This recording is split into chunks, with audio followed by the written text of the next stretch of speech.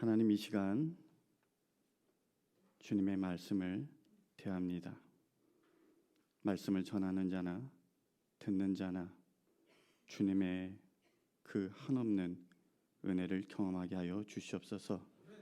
그래서 그 말씀으로 인하여 다시 한번 새로운 믿음의 결단으로 하나님을 위해 살아가는 우리 모두 될 수 있도록 주님 축복하여 주시옵소서. 감사함이 예수님 이름으로 기도합니다. 아멘. 비는 내리지만 좋은 아침이죠.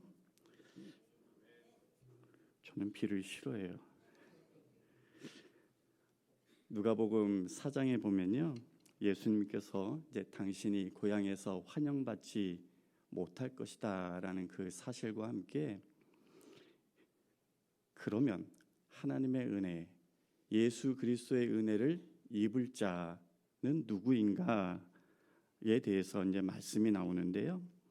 이것을 위해서 예수님은 구약에서 아주 유명한 두 명의 선지자의 이야기를 소환하십니다. 오늘 이제 봉독한 이 본문이 그 가운데 하나인데요. 여러분께서 잘 아시는 엘리야 선지자 이야기입니다. 우리에게는 사르밧 과부 이야기로 이렇게 잘 알려진 것인데, 저는 오늘 이 이야기를 중심으로 해서 말씀을 나누려고 합니다. 그 전에 오늘 본문 누가복음 4장 25절, 26절을 세 번역으로 우리 함께 읽어보길 원합니다. 읽겠습니다. 시작. 내가 진정으로 너희에게 말한다. 엘리야 시대에 3년 6개월 동안 하늘이 닫혀서 온 땅에 기근이 심했을 때에 이스라엘의 과부들이 많이 있었지만 하나님이 엘리야를 그 많은 과부 가운데서 다른 아무에게도 보내지 않으시고 오직 시돈에 있는 사렙다 마을의 한 과부에게만 보내셨다. 우선 여기에 이제 사렙다라고 하는 지명은 구약에서는 사르밧이라고 나오는데요. 사르밧은 그러니까 옛 이름이고 사렙다는 헬라어 명칭입니다. 제가 이제 말씀 가운데 이 사렙다, 사르밧 왔다 갔다 하면서 말씀할 텐데 헷갈리지 마시라고 미리 말씀을 드려요. 이제 본문에서 예수님께서 소환하고 있는 이 열왕기상 17장 말씀으로 들어가 볼 텐데, 먼저 당시의 상황, 시대적 배경, 그 이해가 조금은 필요합니다. 아시다시피 엘리야 시대의 이스라엘은 북이스라엘과 남유다로 나눠진 분열 왕국 시대였어요. 엘리야는 북이스라엘에서 활동했던 선지자였는데, 그때의 왕은 하나님 보시기에 가장 악한 왕들 중에 하나였던 아합이었습니다. 이 아합 왕이 아내를 맞이하게 됐는데, 그녀는 시돈이라는 도시 국가의 왕 엣바알의 딸이었던 이세벨이었습니다. 이 시돈은 어느에 있었던 지역이었냐면 북이스라엘의 왼쪽, 그러니까 지중해선을 타고 쭉 올라가면요, 두로라는 곳이 나오고, 그리고 그 두로 바로 위가 이제 시돈이 되겠어요. 이 두로와 시돈은 성경에서 하나님의 심판의 대상으로 자주 언급되는 그런 곳인데, 거의 커플처럼 같이 묶이는 것을 보게 될 수 있습니다. 아무튼 이세벨은 이제 아합 왕과 결혼을 하면서 자신이 섬기던 이방 신들을 북이스라엘로 잔뜩 가져오게 됩니다. 그리고 아합은 이세벨이 섬겼던 그 이방 신들을 자연스럽게 섬기게 되죠. 특별히 아합은요, 바알을 위한 제단을 쌓고 또 신당을 지어서 백성들로 하여금 우상 숭배를 하도록 그렇게 만들었어요. 여러분, 바알이 뭐죠? 우상이잖아요. 사람들은 이 바알을 하늘의 비와 바람을 주관하는 일종의 풍요의 신으로 그렇게 믿었었는데, 이 바알과 짝꿍처럼 여겨진 우상이 또 하나 있었는데, 그게 뭐냐? 아세라예요. 바알이 하늘에서 비를 내리면 이 아세라가 땅에서 그것을 받아들여서 농작물이 잘 자라게 만든다라고 믿었던 것이죠. 먹고 사는 것이 무엇보다도 중요했던 당시의 사람들은 사실 이제 이 이스라엘이 가나안에 들어와서 정착할 때부터 당시의 가나안 땅의 주신이었던 이 바알에게 이미 온 마음과 생각을 빼앗겨 버렸습니다. 그런 백성들 앞에서 바알 제단을 쌓고 또 아세라 상을 만들어서 섬기는 이 아합과 이세벨의 모습을 지켜본 엘리야는 하나님께서 그것을 너무나도 증오하는 것을 알았기 때문에 하루는 아합에게 가서 그의 우상 숭배에 대한 하나님의 심판을 예언합니다. 그 말씀이 열왕기상 17장 1절인데요. 제가 읽겠습니다. 길르앗에 우거하는 자 중에 디셉 사람 엘리야가 아합에게 말하되 내가 섬기는 이스라엘의 하나님 여호와께서 살아계심을 두고 맹세하노니 내 말이 없으면 수년 동안 비도 이슬도 있지 아니하리라 하니라. 여러분, 여기에 어떤 메시지가 담겨 있나요? 특별히 바알에 대해서 비바람을 주관한다라고 하는 신 바울도 이 하나님이 내리시는 가뭄은 해결하지 못할 것이다 라는 메시지가 사실은 이 안에 담겨져 있는 거예요. 그렇게 엘리야의 예언대로 북이스라엘 땅은 하나님의 심판 아래 가뭄과 흉년에 처하게 되었습니다. 이때에 아합이 어떻게 했을까요? 엘리야를 죽이겠다고 그렇게 했겠죠. 그리고 엘리야는 분명 공경에 처했을 겁니다. 그래서 하나님은 엘리야에게 그가 머물고 있었던 곳을 떠나서 요단강 동쪽 그리 시냇가로 가서 거기에 숨어 지내라라고 말씀을 하세요. 또한 거기에 가 있으면 까마귀를 시켜서 먹을 것을 공급해 주시겠다라고 말씀하셨습니다. 그런데 시간이 흘러서 가뭄은 더 심해졌고 엘리야가 식수로 마셨던 그 시냇물조차도 말라버리고 말았습니다. 그렇게 시냇물마저 말라버리자 하나님은 엘리야에게 이번엔 이렇게 말씀을 하셨습니다. 17장 9절인데요. 너는 일어나 시돈에 속한 사르밧으로 가서 거기 머물라. 내가 그곳 과부에게 명령하여 내게 음식을 주게 하였느니라. 여기 하나님께서 엘리야에게 어디로 가라고 하셔요? 시돈. 아까 시돈이 어디라고 했어요? 이세벨의 출신 지역이다라고 말씀드렸죠. 그러니까 이 시돈은 온갖 이방 신들과 신당들로 가득한 곳이었을 거예요. 그런데 하나님은 많고 많은 곳 가운데 하필이면 그 시돈 땅의 변두리 마을 사르밧으로 가서 머물라라고 하신 겁니다.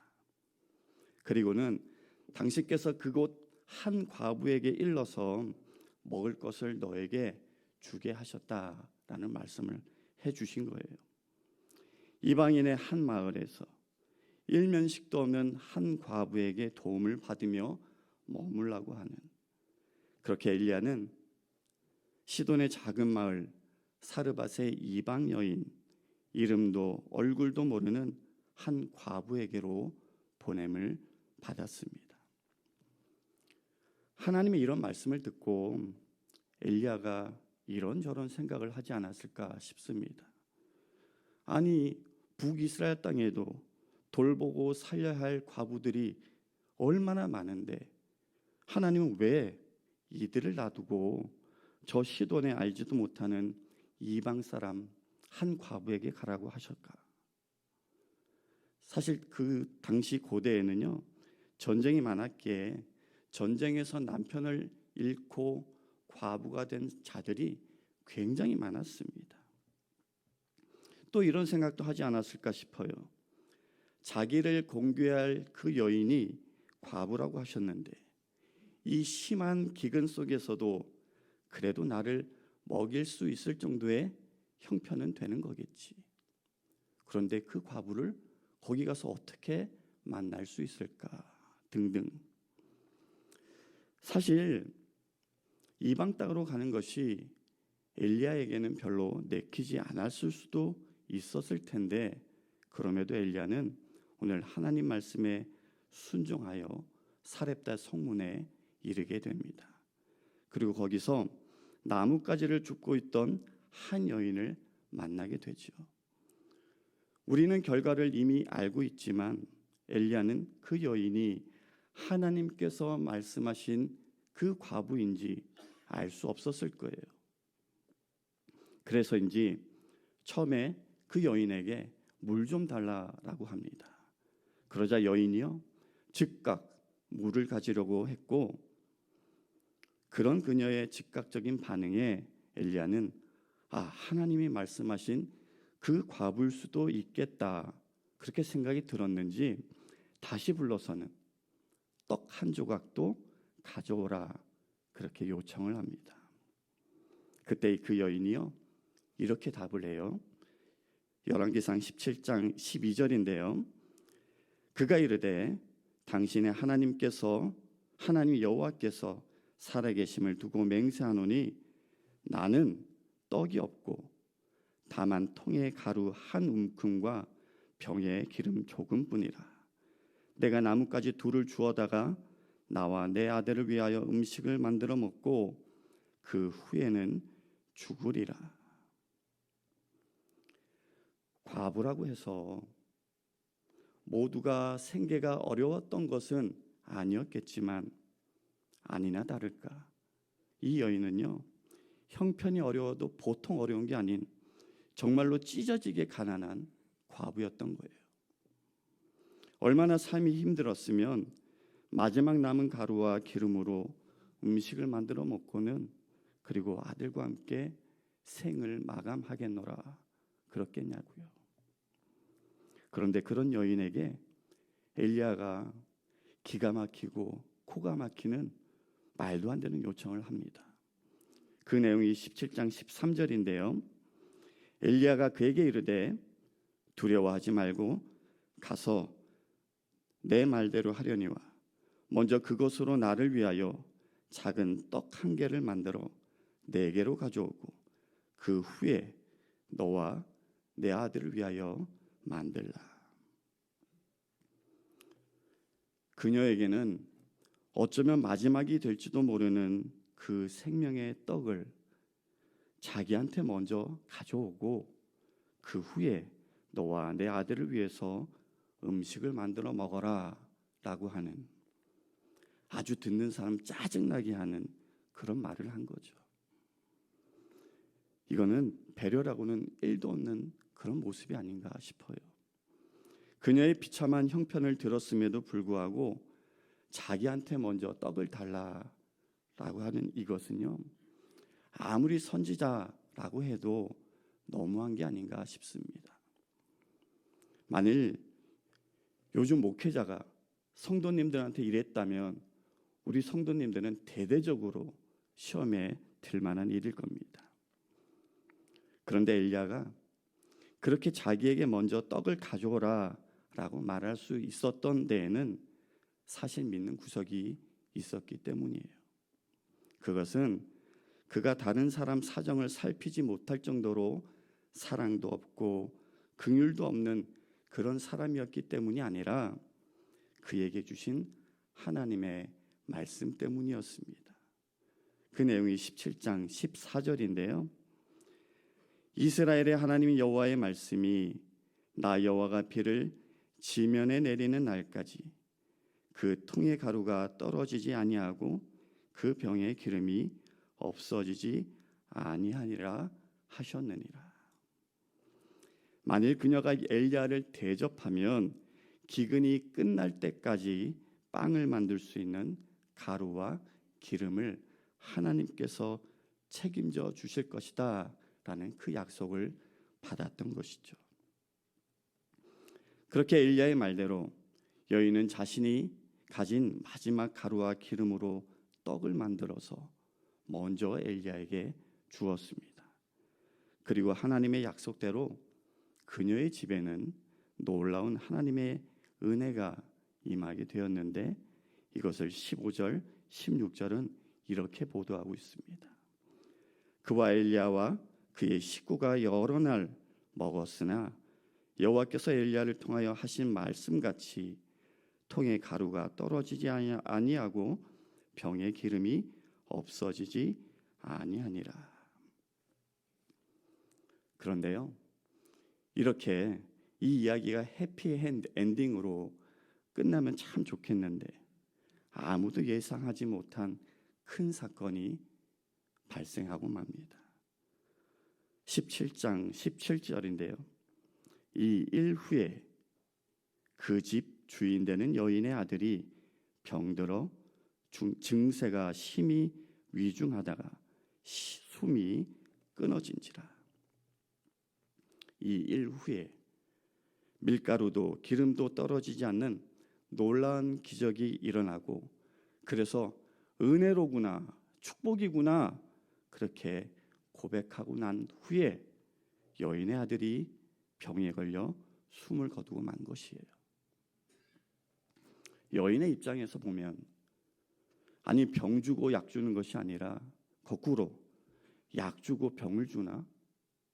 이럴 거면 차라리 그때 애하고 죽도록 내버려 둘 것이지, 아니 며칠 동안 먹는 걱정 없이 아들과 함께 살만하게 해놓고는 느닷없이 왜 내 목숨보다 귀한 아들을 죽게 하냐고, 이렇게 할 작정으로 나에게 찾아온 것이 아니냐라고 과부는 엘리야를 원망했습니다. 그러자 엘리야 역시도 그 아이의 갑작스러운 죽음이 너무나도 당황스럽고 놀랐는지 하나님께 이렇게 물으며 기도를 했어요. 20절, 21절인데요. 여호와께 부르짖어 이르되 내 하나님 여호와여, 주께서 내가 우거하는 집 과부에게 재앙을 내리사 그 아들이 죽게 하셨나이까 하고, 그 아위 위에 몸을 3번 펴서 엎드리고 여호와께 부르짖어 이르되 내 하나님 여호와여, 원하건대 이 아이의 혼으로 그의 몸에 돌아오게 하옵소서. 하나님은 이 엘리야의 부르짖는 소리를 들으시고 아이를 다시 살려주셨어요. 이 이야기의 끝에 과부의 이런 고백이 나옵니다. 24절인데요. 여인이 엘리야에게 이르되 내가 이제야 당신은 하나님의 사람이시요 당신의 입에 있는 여호와의 말씀이 진실한 줄 아노라 하니라. 이렇게 하나님은요, 시돈 땅 사르밧 한 과부의 마지막 남은 식재료로 엘리야의 생명을 살리셨고, 또 하나님은 엘리야를 통해서 가난한 모자의 형편을 돌보시고 그들의 생명도 지켜주셨습니다. 오늘 이 이야기를 통해서 제가 나누고 싶은 말씀의 주제는 낭비예요. 보통 우리는 낭비를 좋아하지 않습니다. 이민을 일찍 오셔서 쉽지 않은 타향살이와 한국에서는 전혀 해보지 않은 힘들고 어려운 일을 하면서 생계를 유지하고 자녀를 키우신 분들은 더더욱 이 낭비를 싫어하실 것이다 생각합니다. 또 경제적으로 좀 여유 있게 사셨던 분들도 보면요, 아니 저렇게까지나 싶을 정도로 알뜰하게 아끼면서 사시는 것을 보게 됩니다. 제가 일전에 교회 부엌에서 설거지를 마치고 뒷정리를 하시는 권사님을 본 적이 있어요. 이분이 이제 뒷정리를 하면서 페이퍼 타올로 싱크대를 이렇게 깨끗하게 닦으시고는 그것을 물에 한번 이렇게 헹구시더라고요. 그리고는 그걸 다시 꽉 짜서는 싱크대 위에 툭툭 털어가지고는 펼쳐 두시는 거예요. 아니 제가 권사님 그걸 왜 거기에 두시냐고, 쓰셨으면 버리셔야죠 이랬더니만 그분에게 쿠사리는 일본 말인가요? 네.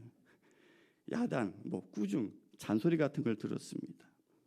권사님 말씀이 타올로 음식물을 닦은 것도 아니고 싱크대 위에 물만 그것도 한쪽 면으로만 닦았다 하면서 이걸 보라고 이렇게 깨끗하지 않냐고 저에게 보여주시는 거예요. 그리고 이게 마르면 싱크대를 닦는데 한 번 더 쓸 수 있는데 왜 아깝게 이걸 낭비하냐라고 하셨던 그런 기억이 있습니다. 그때의 큰 깨달음으로 저도 집에서 페이퍼타올 쓰면요 항상 이렇게 물에 빨아서 헹궈가지고 늘어놓진 않지만 어디다 이렇게 모아놓는 그런 습관이 생겼어요. 어쨌든 대다수의 사람들은 그렇게 물건 낭비, 시간 낭비, 돈 낭비, 그리고 인생 낭비에 대해서, 그러니까 낭비에 대해서 부정적으로 보실 거예요. 하지만 낭비라고 해서 그렇게 다 부정적인 것은 아닌 것 같습니다. 다른 모든 낭비와 근본적으로 다른 것이 있다면 저는 그것이 사랑의 낭비라고 생각합니다. 사랑은 본질적으로 낭비 그 자체입니다. 정말로 누군가를 사랑하는데 자기의 잔이 채워진 만큼만 그렇게 사랑하는 사람은 없습니다. 채워진 만큼만 사랑한다라고 한다면 그 사람은 사랑하면 사랑할수록 그의 잔은 줄어들게 되고 그래서 메마르고 빈곤해질 것이에요. 하지만 진정한 사랑은 그 속성이 흐르는 것이기 때문에 결국 그 사랑의 물결은 다시 자기 안으로 흘러 들어오는 것을 경험하게 되는 것이죠. 지금 우리는 이곳에서 예배를 드리고 있는데요. 저는 이 예배의 자리도 낭비하는 자리라고 생각합니다. 왜냐하면 이 예배의 자리는 나의 개인적인 유익을 위해서, 나의 정욕을 위해서, 나의 욕망을 채우는 자리가 아니기 때문입니다. 이것은 오히려 나를 비우고 나를 내려놓고 버리는 낭비의 자리이고 낭비의 시간입니다. 그런데 참으로 신비로운 것은 이렇게 하나님을 향해서 예배라는 이 낭비를 하면 할수록 하나님은 우리의 잔을 채울 정도가 아니라 넘치게 하신다라는 사실입니다. 왜냐하면 하나님 자신이 사실은 이 낭비의 원조시거든요. 바로 없기는 우리가 예배 가운데 우리 자신을 비우고 또 비워도 내 잔이 넘칩니다라는 이 고백을 드릴 수 있는 저와 여러분 우리 모두가 될 수 있기를 축복합니다. 사랑하는 성도 여러분, 이것을 기억하기 원합니다. 아무런 흠도 없고 죄도 없으신 예수님께서 하늘 영광 버리고 이 땅에 오셔서는 우리의 죄를 대신 지시고 고난 당하시고 십자가에 달려 죽으신 그것은 우리를 향한 하나님의 사랑과 긍휼과 은혜의 낭비입니다. 예배를 드린다고 해서 우리 눈앞에 당장 어떤 이익이 생기지 않죠. 어려운 일이 금방 풀린다는 보장도 없습니다. 오히려 이 시간에 주중에 힘들게 일하며 지쳤던 몸을 회복시키기 위해 잠을 더 청할 수도 있고요. 돈을 더 벌기 위해 나가서 일할 수도 있고요. 여행을 가서 심신을 충전하는 것이 오히려 시간을 낭비하지 않고 어쩌면 더 유익하게 활용하는 것이다. 그렇게 세상은 얘기할 수 있습니다. 하지만 하나님께서 십자가에서 사랑의 낭비를 온전히 행하셨던 예수님을 3일 만에 다시 살리셨던 것처럼 이 예배를 통해서 주님을 향한 사랑의 낭비를 우리가 기꺼이 기쁨으로 행한다면 하나님은 우리들도 부활의 소망과 영원한 생명으로 인도해 주실 것이다. 저는 믿습니다. 우리는 누군가의 사랑의 낭비 덕분에 여기에 있는지 모르겠어요. 과거의 누구 덕분에, 혹은 지금 어느 장로님, 권사님, 집사님, 성도님의 그 사랑의 낭비 덕분에 우리가 여기에 있는 것은 아닌가.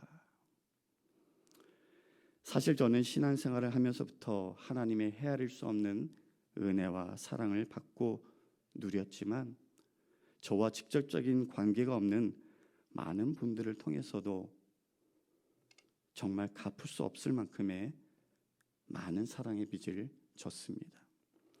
지금도 기억하는 건 저에게 영적 사춘기라고나 할까요? 좀 영적으로 심하게 일탈했던 시기가 있었습니다. 제 집사람이 2부 예배를 드리기 때문에 제가 마음 편히 얘기할 수 있는데요. 제가 대학생이 되고 나서 교회에서 한 여학생에게 홀딱 빠지고 말았어요. 처음에는 둘 다 믿음 안에서 아름다운 교제를 하자며 그렇게 같이 열심히 기도하고 예배를 드렸는데요. 웬걸요, 어느 날부터인가 둘 다 예배 드리고 봉사하고 부서 활동을 하면서 상대적으로 줄어드는 우리 둘만의 시간이 아까웠는지 누가 먼저라고 할 것도 없이 어느 날부터 교회를 가도 예배만 드리고는 사라지고, 또 어떤 때는 예배조차도 빼먹고는 둘이 놀러가는 그런 날이 생기기 시작했습니다. 문제는 그 전까지 제가 그 친구와 교회에서 너무나도 열심히 했기 때문에 이게 금방 들통이 나고 말았어요. 저희 어머니에게 전해졌던 거죠. 어머니는 걱정과 고민이 된 나머지 저희 가정을 위해 중보로 기도해 주시던 분들에게 도움을 요청했습니다. 그리고 몇몇 분들이 저를 만나 보겠다고 찾아오면 저는 도망가고, 심지어는 밥이라도 같이 먹자면서 학교까지 찾아오신 분도 계셨는데 어린 저에게는 그것이 너무 불편해서 만나질 않았습니다. 제가 뭐라고 그분들이 그렇게 시간과 돈을 들여가며 저를 위해 그렇게 하셨는지 지금도 이해가 되지 않습니다.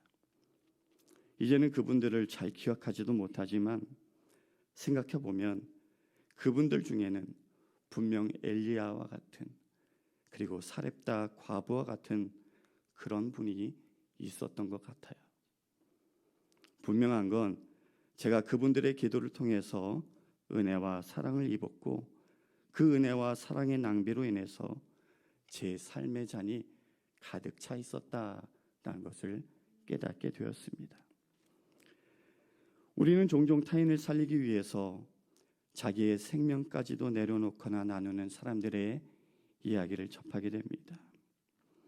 작년에 바다에서 스노클링을 하다가 사고를 당하고 병원에 입원했던 김건혜 씨라는 한 여성이 장기 기증을 통해서 4명을 살리고 세상을 떠났다라는 뉴스를 보았습니다.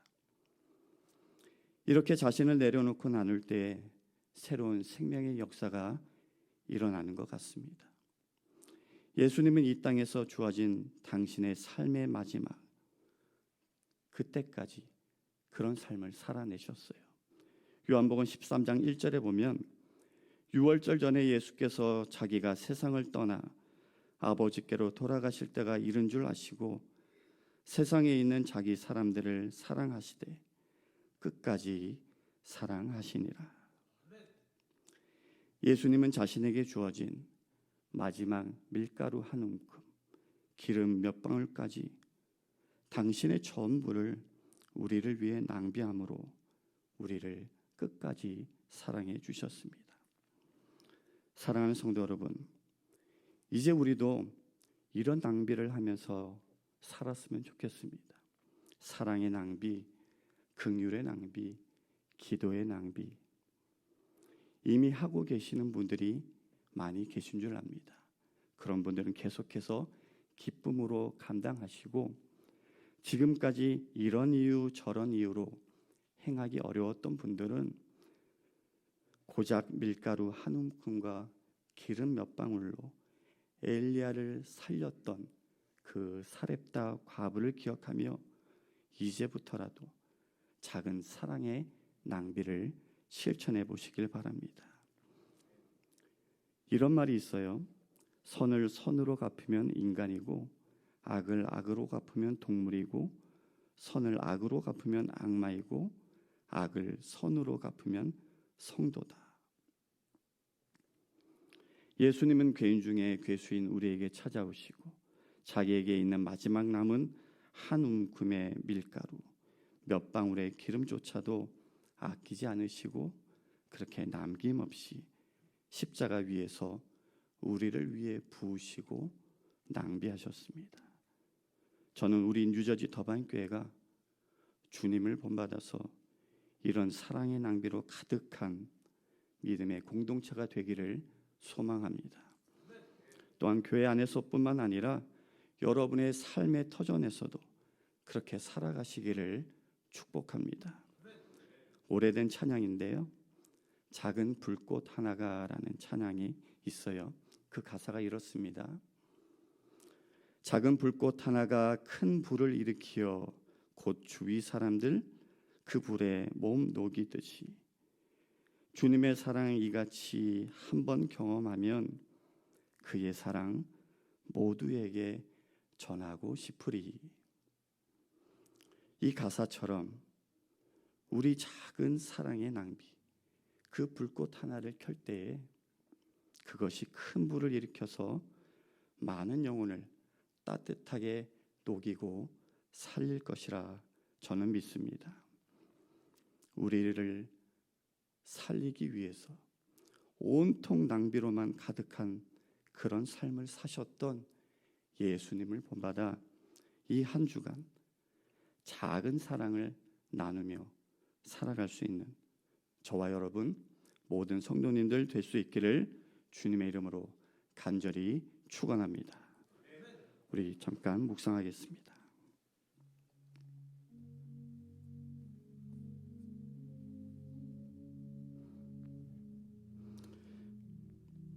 사랑하는 성도 여러분, 그동안 너무 아끼기만 하고 너무 지키려고만 하며 그렇게 살지는 않으셨는지요? 내려놓기보다는 움켜쥐고 사랑하기보다는 무관심으로 살아오지는 않았는지 돌아보시기 바랍니다. 사랑은 자기의 유익을 구하지 않는 것이라 배웠지만 사실 우리는 알게 모르게 나의 유익을 우선시하며 살아왔습니다. 이 시간 우리 이렇게 기도하기 원합니다. 주님, 우리의 사랑이 부족했음을 불쌍히 여겨 주시옵소서. 이제부터라도 나를 살리기 위해서 온통 낭비로만 가득한 삶을 사셨던 예수님을 본받아서 나도 사랑을 나누며 살아가게 해달라고 이 시간 조용히 묵상하며 기도하는 시간 갖겠습니다.